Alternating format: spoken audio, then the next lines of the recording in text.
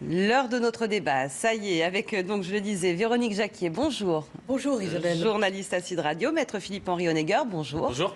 Avocat pénaliste, cabinet Ruben et Associés. Alors on va commencer, si vous voulez bien, par ces images qu'on a aperçues dans le rappel de titre, des images chocs. C'est toujours le cas quand il s'agit des vidéos de cette association, L214, de ces poules maltraitées, entassées, des poules entassées dans des cages minuscules. On va avoir une réaction, c'est celle de Sophie Marceau, la star, qui interpelle les députés. On en parle juste après.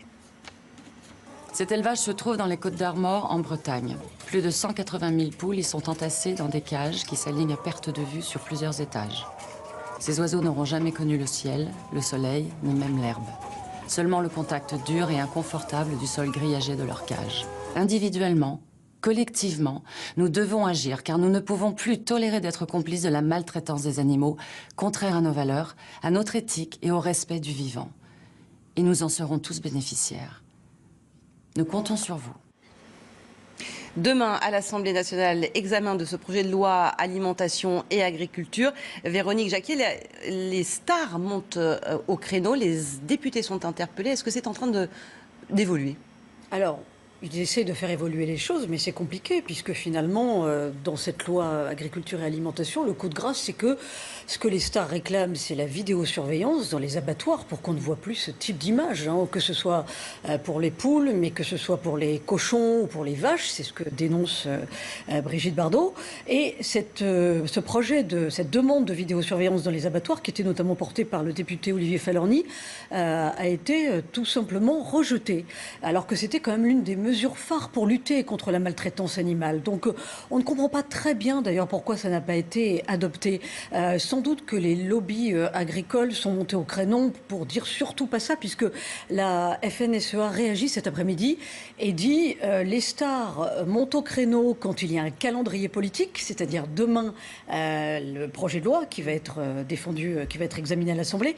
Mais enfin, c'est pas tous les jours qu'on les voit non plus s'acharner pour la défense animale. Ouais. Donc évidemment, bon, ça c'est un argument qui est un petit peu faible. Après, l'autre argument de la FNSEA, sans vouloir me faire bien sûr leur porte-parole, mais enfin on les entend cet après-midi, et ça s'entend, c'est qu'ils disent attention, on nous montre certains abattoirs, on nous montre certains élevages de poules où c'est évidemment l'horreur, mais c'est 5% des élevages de poules ou des abattoirs sur 100%. Oui, les éleveurs qui ont évidemment à cœur de rappeler que ce ne sont pas des pratiques généralisées, que évidemment, énormément ils ont un cahier des charges, et il y a évidemment des éleveurs qui sont extrêmement scrupuleux.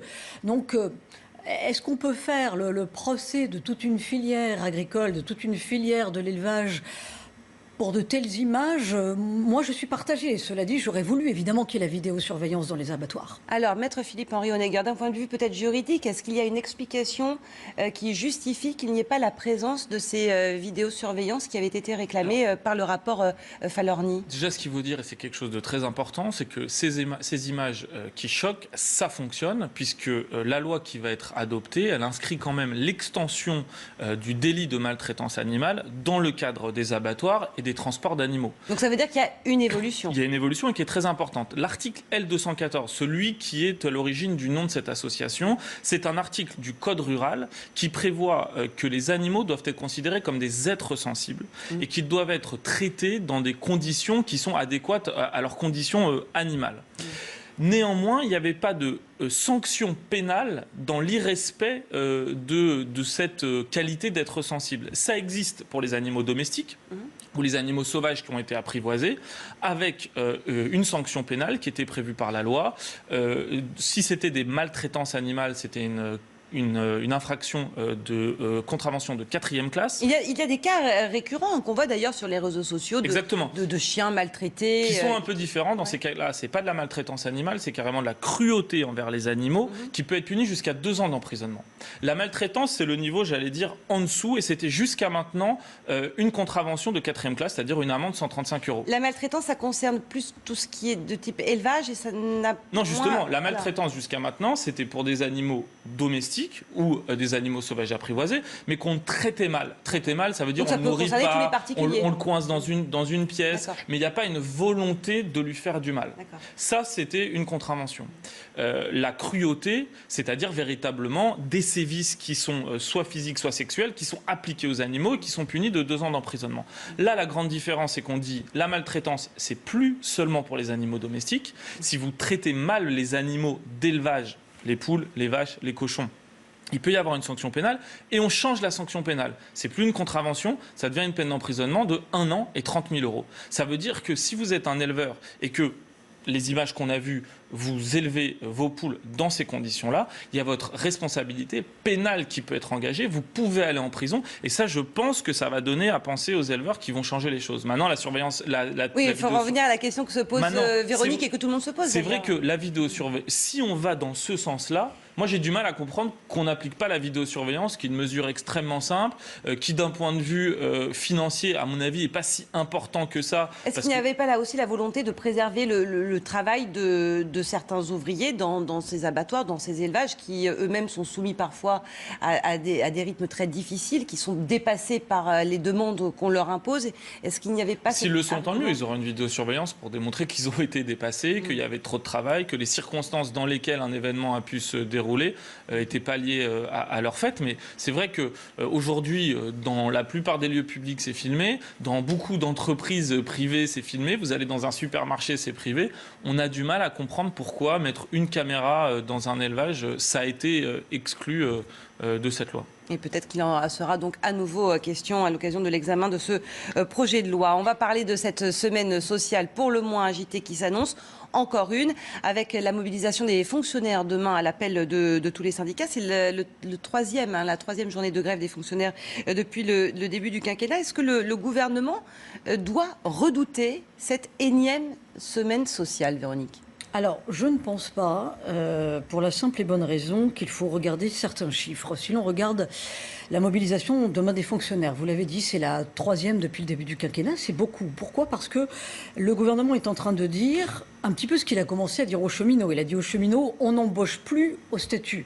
Là, pourquoi les syndicats de fonctionnaires sont inquiets ? Parce que le message du gouvernement, c'est... on ne touche pas à votre statut, mais on n'embauchera plus au statut.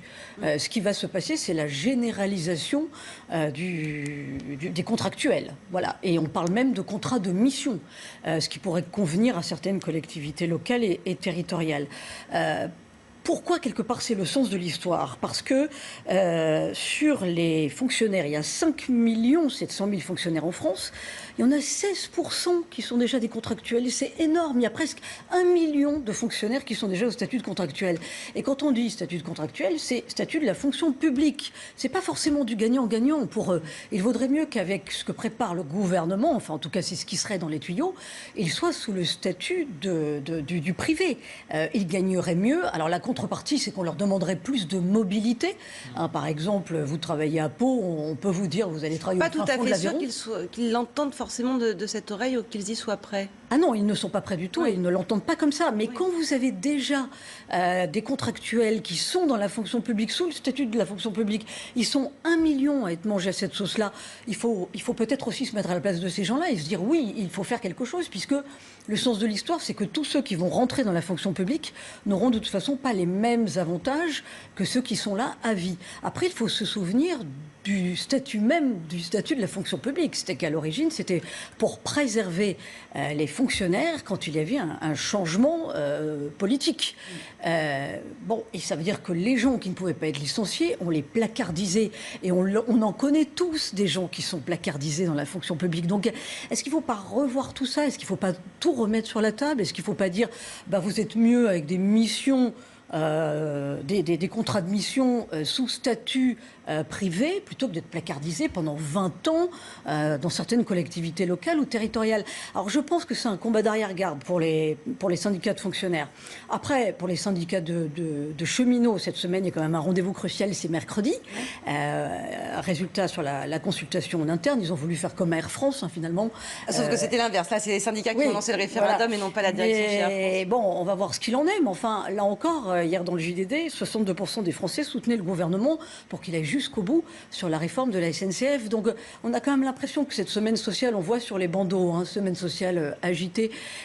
Pour qui elle est agitée? Elle est peut-être agitée dans la tête des syndicats, pas forcément pour le gouvernement, qui d'ailleurs est assez confiant. On le voit dans le calendrier tel qu'il est présenté.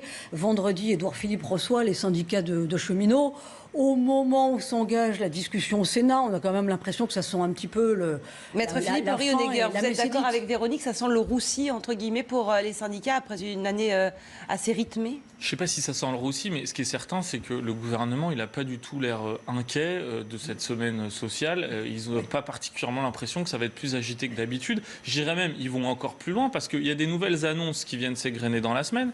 On vient d'avoir une annonce sur les rabots qu'il va y avoir l'année prochaine et les coupes dans le budget sur des questions qui sont sociales, qui sont l'allocation aux handicapés, la prime d'activité, donc qui concernent directement les personnes qui pourraient aller dans la rue pour manifester.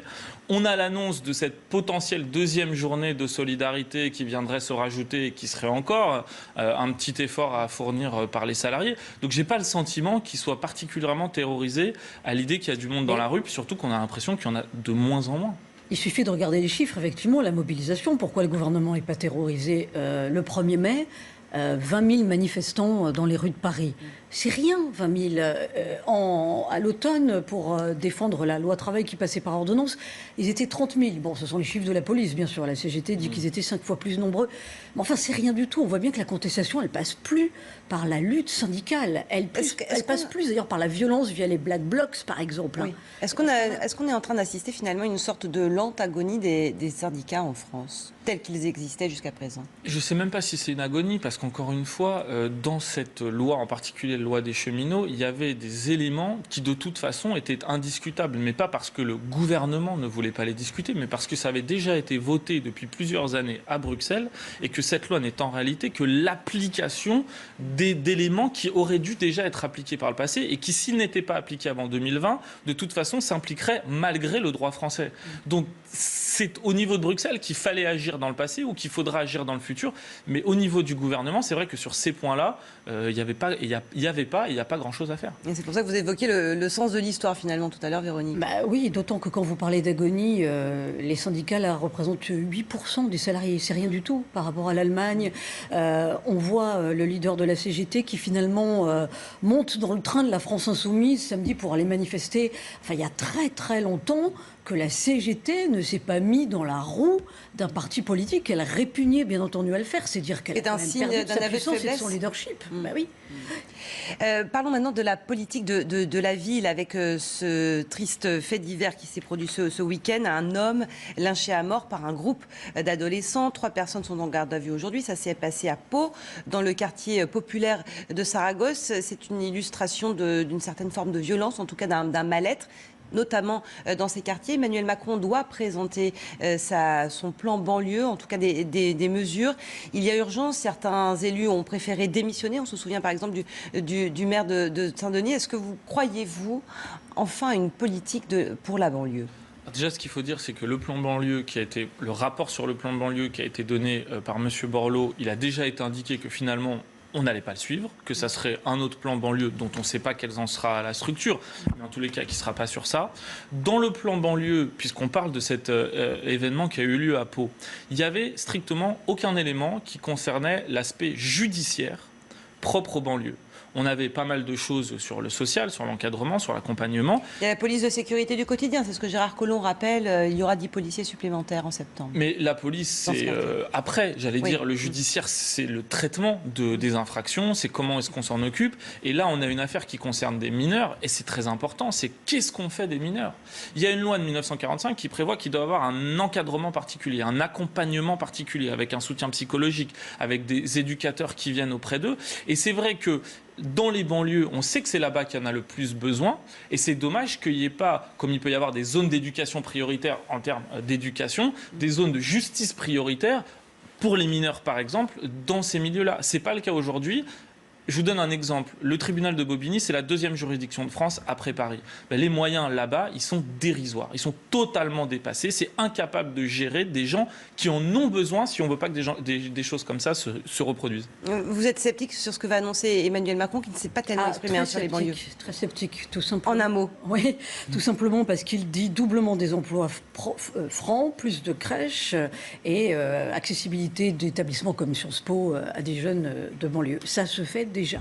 Tout cela se fait déjà. En revanche, on le voit avec Pau, le quartier Saragosse, où un homme de 32 ans se fait lyncher en plein jour par des mineurs, par 12 mineurs. C'était un gang, c'était une bande. Bon, on a droit à Orange Mécanique. Qu'est-ce qu'on propose pour lutter contre Orange Mécanique en France en plein jour en 2018? Rien. Moi, je préférais qu'Emmanuel Macron, demain, il propose un plan pour lutter contre le trafic de drogue, puisqu'à Pau, ce qui est sous-jacent à cette histoire de Saragosse, c'est ça, ce qui est sous-jacent à ce lynchage. Et on voit que là, il y a un angle mort pour Emmanuel Macron, c'est que demain, on va être encore dans les bons sentiments. Alors, on ne va pas être dans l'argent, hein, parce qu'on va faire avec des bouts de ficelle les 46 milliards du plan Borloo, on oublie. Mais en revanche, on ne va pas au fond du problème, à la racine du mal, c'est-à-dire la lutte contre le trafic de drogue et l'impunité des trafiquants de drogue dans ces quartiers. Merci beaucoup à tous les deux. On verra ce qu'annonce Emmanuel Macron demain. Vous restez avec nous. Dans un instant, on va parler de la vie politique en Italie.